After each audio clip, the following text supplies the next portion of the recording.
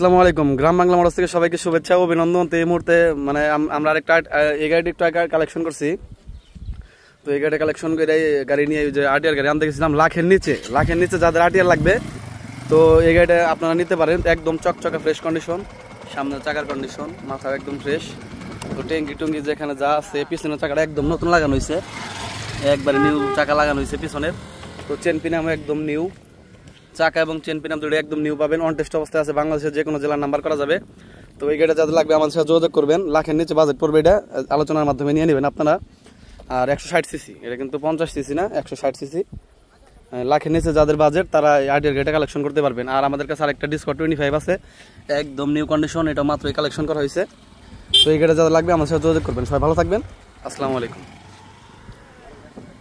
এটার নাম সেনবাড়ি না, জায়গাটা ভালো আছে।